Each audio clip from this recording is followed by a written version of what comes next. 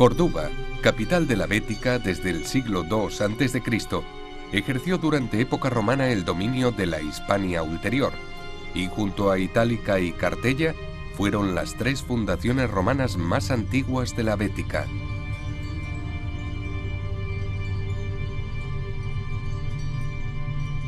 Córdoba fue centro de mandos militares y funcionarios, y origen de destacados literatos, pensadores y políticos.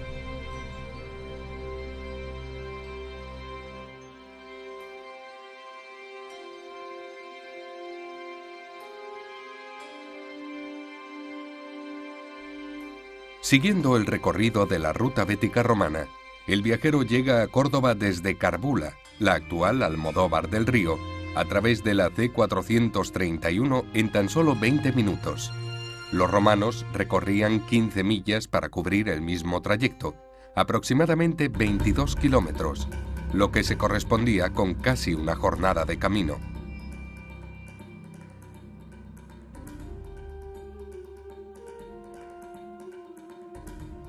Los miliarios marcaban estas distancias en la calzada.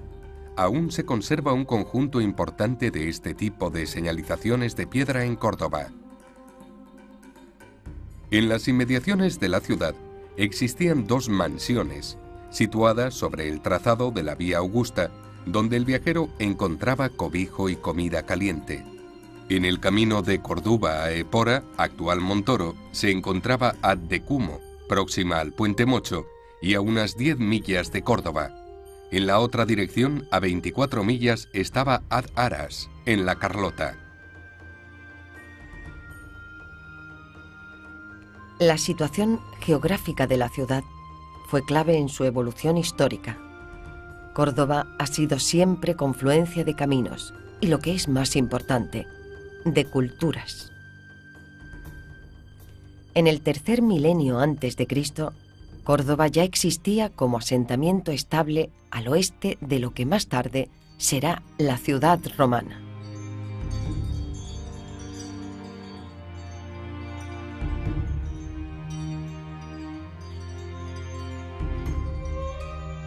Los recursos propios de la zona, la minería, la agricultura y el comercio, favorecieron el asentamiento de las tropas romanas durante la primera mitad del siglo II a.C.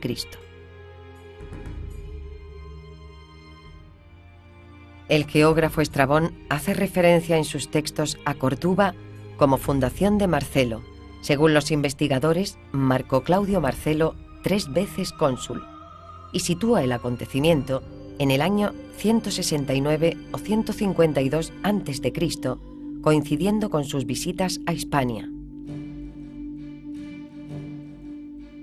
Córdoba, fundación de Marcelo, domina un gran trecho del Betis y sobresale por la fecundidad y amplitud de su territorio. Habitáronla desde el comienzo un núcleo escogido de romanos y de indígenas vecinos. Estos dos grupos convivieron pacíficamente durante varias décadas. Incluso se habla de colaboración entre ellos, lo que explicaría el notable futuro de Córdoba, legado de la Córdoba prerromana de la que conservó su nombre. Córdoba aparece por primera vez en las crónicas de los autores antiguos, de los historiadores antiguos, con motivo de su participación activísima en las guerras civiles entre César y Pompeyo y después los hijos de estos. Unas guerras que comienzan en Roma con el hilo conductor de la lucha por el poder unipersonal que representa César y que a mediados del siglo I a.C. se trasladan a la campiña de Córdoba. Aquí tendrá lugar un proceso bélico importantísimo que conocemos muy bien gracias al Velum Hispaniense, un relato que se atribuye, que los historiadores latinos atribuyen al propio César y que nos describe batalla a batalla. La ciudad era partidaria de los pompeyanos, pero en el año 45 a.C., César vence definitivamente en la mítica batalla de Munda. César asediará la propia ciudad de Córdoba, que era capital de la Hispania ulterior y sede del gobernador, una ciudad ya que desempeñaba un papel importantísimo en la política de la vieja provincia ulterior, y la asedia desde el sur, para lo cual construye un puente provisional. Sus zapadores construyen un puente provisional un poco más abajo del llamado puente romano, que ya debía existir en este momento, y tras una lucha encarnizada que tiene como uno de los escenarios el propio puente, donde las fuentes nos dicen que el número de muertos era tal que eran arrojados directamente a las aguas desde los pretiles, toma la ciudad en el año 45 y la somete a un proceso de destrucción total, de depuración, mata a 22.000 de sus habitantes y marca de alguna manera el punto de inflexión más importante en la historia de la ciudad. La historia de Córdoba da un giro cuando la ciudad gana el favor del emperador Augusto y obtiene el título de colonia y la elevación en el rango a patricia. Colonia Patricia Córdoba amplía su recinto urbano hasta prácticamente la orilla del río Guadalquivir y comienza una fase de rápida monumentalización. Todos desean vivir bienaventuradamente, pero andan a ciegas en el conocimiento de aquello que hace bienaventurada la vida. Lucio Anneo Séneca, filósofo nacido en Córdoba hacia el año 4 de nuestra era, viajó a Roma para educarse en las artes retóricas, pero pronto mostró más inclinación hacia la filosofía y se inició en la doctrina estoica. Fue preceptor de Nerón. Su benéfica influencia sobre el emperador se mantendría hasta el año 64, cuando, desmotivado principalmente por la falta de libertad política y justicia social de la corte y el senado, se retira de la vida pública. En el año 65, Nerón le obliga a suicidarse, lo que asumió como un acto derivado de las ideas filosóficas que había cultivado durante su vida. Un periplo similar sufrió su sobrino Lucano, poeta nacido en Córdoba, laureado por el emperador y caído en desgracia posteriormente para su fatal infortunio. En ninguna cosa, pues, se ha de poner mayor cuidado que en no ir siguiendo, a modo de ovejas, las huellas de las que van delante, sin atender a dónde se va, sino por dónde se va. Córdoba desarrolló rápido el culto a la familia imperial. En las inmediaciones de la puerta este de la ciudad y dominando la entrada de la Vía Augusta, se construye a mediados del siglo I después de Cristo un conjunto monumental, un templo, una plaza porticada y un circo paralelo al trazado de la vía que entraba en Córdoba por una puerta ubicada en la calle Alfonso XIII, hoy desaparecida. Frente al templo, y en lo que actualmente es la manzana del Palacio de Oribe, se alzaba el monumental circo romano que acogía carreras de carros.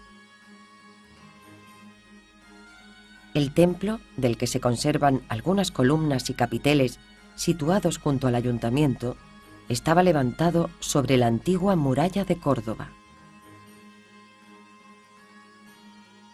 Siguiendo el itinerario de la ruta bética romana, el viajero accedía a la ciudad por la puerta oeste, hoy llamada Puerta de Gallegos, procedente de Almodóvar del Río. Atravesaba la necrópolis, de la que aún se conserva parte de la calzada, flanqueada por dos importantes mausoleos circulares.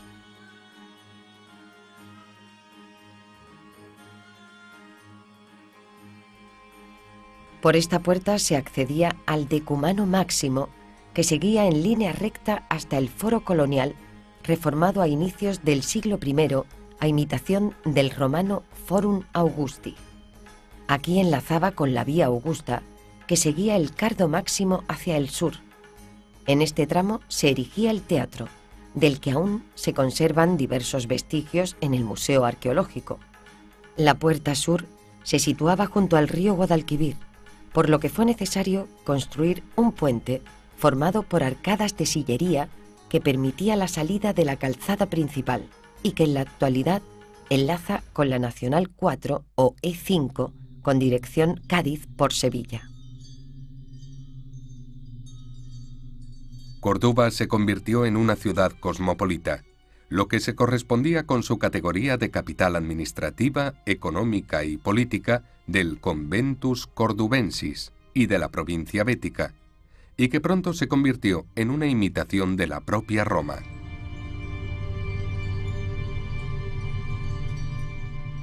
Asegura Estrabón: los que habitan cerca del Betis han asimilado el modo de vida romano y ya no recuerdan ni su propia lengua, de modo que poco falta para que sean romanos. Córdoba fue el centro del que partían los correos oficiales hacia las urbes y la sede de los archivos administrativos. Con la República, Roma adquirió la necesidad de organizarse para fomentar su propio desarrollo. El Populus Romanus se reunía en asambleas o comicios, donde anualmente elegían a unos magistrados encargados de gobernar el país. Dependiendo de la materia, se dividían en cuestores para las finanzas, ediles para la administración y pretores para la justicia. En la cúspide, 2 cónsules ostentaban el poder ejecutivo, dirigían el ejército y realizaban las funciones de jefes de Estado. El Senado estaba compuesto por antiguos magistrados que controlaban la política interior y dirigían la exterior. Por encima de ellos se situó durante la República un dictador, y a partir del siglo I, el emperador. La imagen de Córdoba como una ciudad próspera permanecerá inalterada hasta las postrimerías del siglo III. A finales de este siglo, el emperador Maximiano Hercúleo ordena construir el Palatium Maximiliani, uno de los edificios más sobresalientes de la historia de Córdoba, donde se ensayan nuevas fórmulas arquitectónicas al servicio del poder imperial. Nos encontramos ante los restos de lo que fue el Palacio Imperial de Maximiano Hercúleo, emperador a finales del siglo III, principio del siglo IV, en el que posiblemente sea el palacio localizado en uno de los extremos más occidentales del Imperio Romano. La importancia del edificio radica en sí mismo porque es un palacio imperial, por su ubicación en Córdoba, porque es único en cuanto a planta, diseño arquitectónico, etcétera, y porque evidentemente es el único palacio imperial que encontramos en España, en la península ibérica. Es un edificio que ocupa 8 hectáreas, 80.000 metros cuadrados, con una longitud de más de medio kilómetro y que actualmente, si bien comparte espacio con lo que es la actual estación de ferrocarril, el espacio conservado es uno de los yacimientos más grandes urbanos de toda España. Y en él se muestra una importante sección del edificio que permite entender, sobre todo a medida que continúen las excavaciones, permitirá entender perfectamente lo que supuso este edificio tanto para Córdoba como para la propia tetrarquía, como para la historia del Imperio Romano. Pero es ya una etapa de incipiente decadencia y el estado de crisis se generaliza. El cristianismo comenzaba a expandirse. El obispo Osio es la figura más destacada de la nueva religión en Córdoba. Fue consejero de Constantino I el Grande, primer emperador cristiano. En la ciudad, las comunidades cristianas comienzan a tener importancia. Prueba de ello es el sarcófago paleocristiano encargado a Roma, que hoy se conserva en el Museo Arqueológico. En el Alcázar existe otro sarcófago, aunque este es pagano.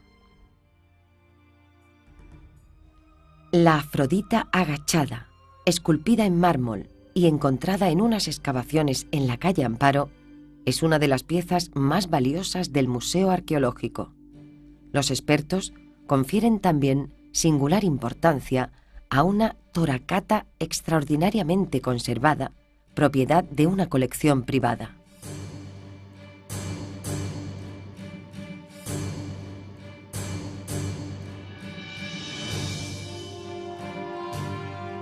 En el siglo VIII, Abd al-Rahman I hace de Córdoba la capital de Al-Ándalus. Bajo su mandato se inicia la construcción de la mezquita. Con la proclamación del Emirato Independiente, La ciudad se desarrolla urbanísticamente de forma extraordinaria. Córdoba alcanza su plenitud en el siglo X y se convierte en la capital más floreciente de Occidente, la ciudad de las tres culturas, cristiana, musulmana y judía, alentadora del desarrollo de la literatura, la música, el arte y todo tipo de actividades intelectuales y científicas.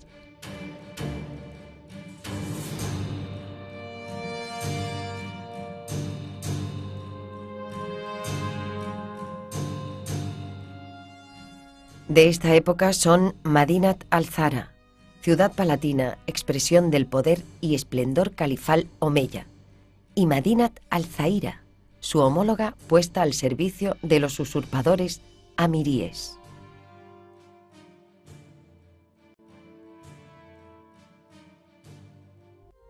En 1236, Fernando III el Santo conquista la ciudad. El cristianismo se impone.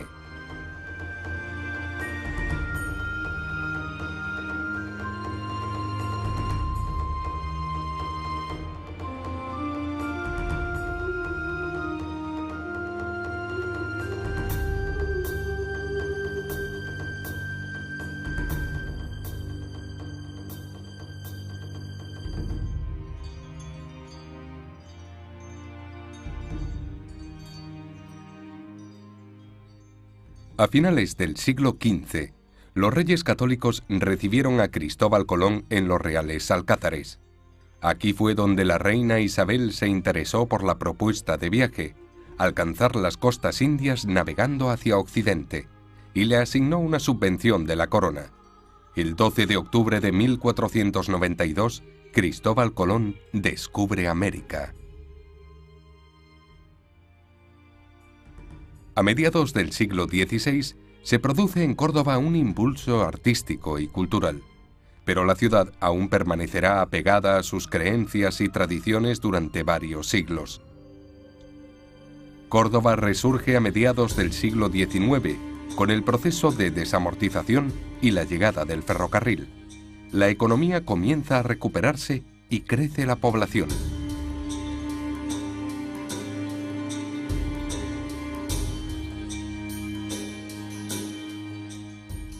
En 1994, el Centro Histórico de Córdoba es declarado Patrimonio de la Humanidad por la UNESCO.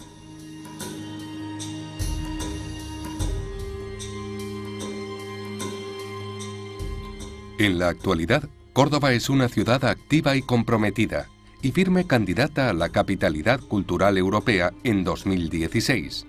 Se sitúa en el centro geográfico de Andalucía y es confluencia de carreteras.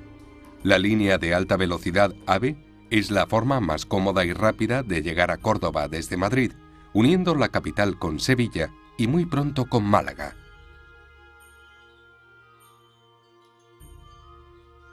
El entorno natural de la ciudad, a su llegada, ofrece parajes y caminos de exuberante naturaleza prácticamente virgen.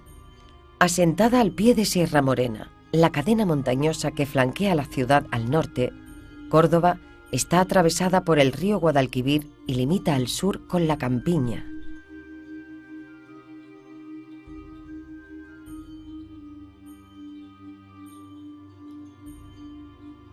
Por esta situación geográfica, Córdoba se nutre de los mejores productos: carnes, embutidos y quesos del Valle de los Pedroches, el aceite de la comarca de Baena y Puente Genil, y el vino de denominación Montilla Moriles completan la gastronomía cordobesa.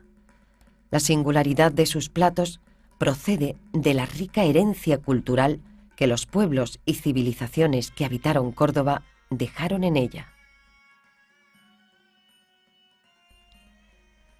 Típicos de Córdoba son el salmorejo y el flamenquín.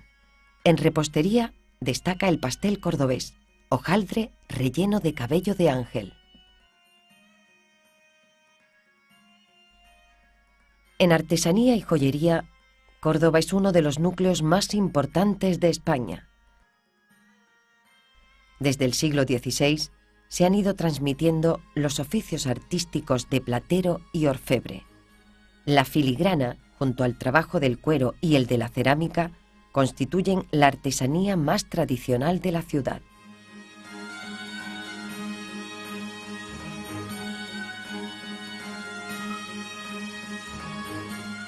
Córdoba es una fiesta en el mes de mayo. Las cruces de flores en cada barrio, los patios cordobeses, que este mes se abren al turista para ser visitados, y la feria de Nuestra Señora de la Salud atraen cada año a miles de personas. En julio, un extraordinario programa con músicos de alto nivel inunda la ciudad con el Festival de la Guitarra.